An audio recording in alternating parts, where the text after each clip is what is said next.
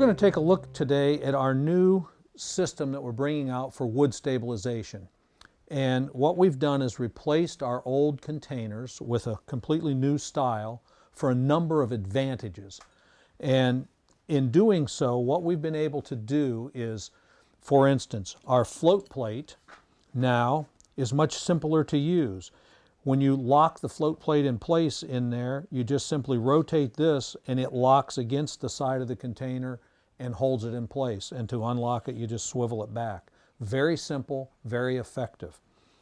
We also have multiple ports on these containers, and we'll talk about what those various ports can do for you in a couple of moments here when we take a look at that.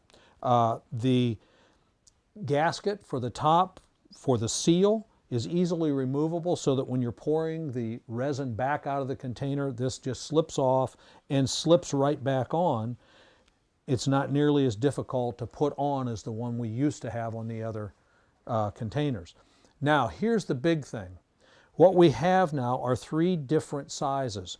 This is a 3-quart pot. This one is a 5-quart. And this one is an 8-quart. And that just refers to the amount of resin that it takes to pretty much fill these.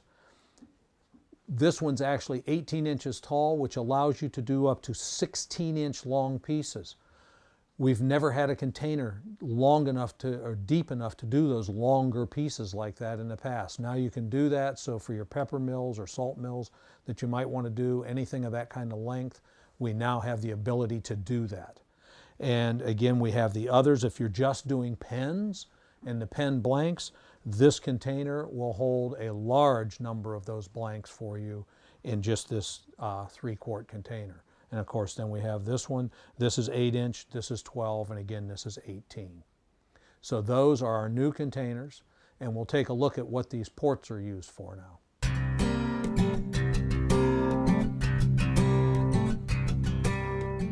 Okay, we're going to look at this port. I also want to mention that we now will have tempered glass lids on all of our containers. They'll be on any one of these that you would order. They will be coming with a tempered glass lid. It's just more durable and will last forever in use on these. So we've gone to that. Now this port, we've taken this plug that was in here out and we've put this in with this tube. And the reason for this is if you're using one of our bag systems for those large, odd-shaped pieces that won't fit in one of these other containers, you put it in the bag, you add your resin to that, and then you pull a vacuum on it, and it pulls the resin in. But the excess resin is pulled out through the tube. So what we've got is the tube from the bag would go onto this fitting.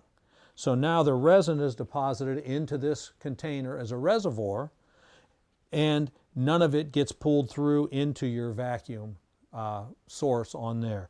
So it's just using this as a reservoir, and because we can put these ports in the side of these containers, it makes it really easy to do. Now we'll show you one more thing you can do with these.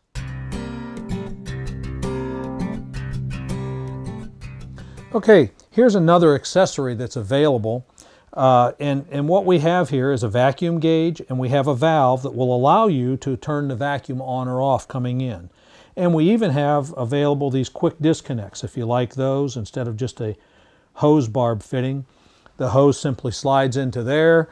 You can pull vacuum. If you want to pull vacuum on your chamber and then turn that off, you can close that valve and you'll have no vacuum coming or leaking back out.